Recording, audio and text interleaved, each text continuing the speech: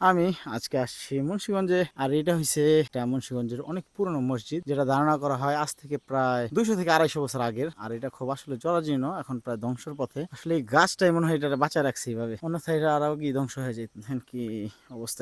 এটা এইভাবে হয়তো 10 ফিট আর এইভাবে 8 ফিট হইতে পারে।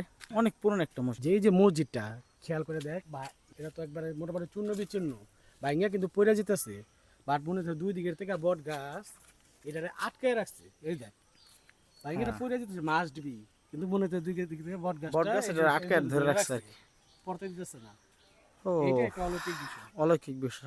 আসলে এটা অদ্ভুত আসলে বিষয়। একটা অদ্ভুত বিষয়। যদি ভিতরে যাই, ভিতরে যদি আমার যাওয়ার ইচ্ছা নাই, আমার একটু ভয় ভয় লাগতেছে এটা, কারণ এটার মধ্যে কি করছে আপনাদেরকে দেখাই।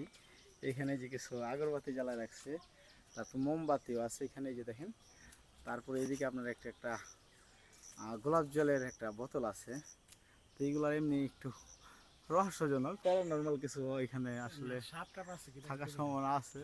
তারপর আমি জানি না, এটা আমার কাছে আসলেই সুন্দর লাগতেছে আর অদ্ভুত জায়গা। চারপাশটা যদি আপনাদের একটু ঘুরে দেখাই আমি, আসলে এইরকম দেখছেন বট গাছ আসলে এটা ধরে রাখছে। বট গাছের শিকল বাকল এগুলো আপনার আগলায় রাখছে যাতে এটা পুড়ে না যায়, এরকম একটা অবস্থা। ভাঙ্গা চূড়া। হ্যাঁ, এই দেখ লতাগুলা, দেখ কিভাবে ভাঙছে জিনিসটা, মানুষ ভাঙছে। হ্যাঁ, এই লতাগুলাই বাইন্দা রাখছে এটা। এটা কি বলা যায় যে আসলে বট গাছ এটার উপর নির্ভরশীল, আবার এইটাও বট গাছের উপর নির্ভরশীল?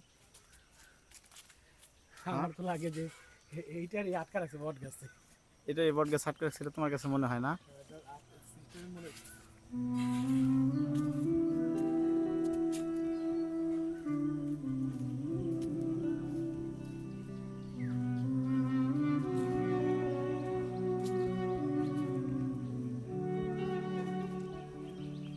আসলে কি অদ্ভুত সৌন্দর্য, পুরোনো জিনিসগুলো রহস্যে ঘেরা এইসব মসজিদ। আসলে এটা মসজিদই কিনা এটা একটু আমার কাছে যদিও সন্দেহ আছে, তারপর গুগলে দেখছি এটা একটা মসজিদ আসলে।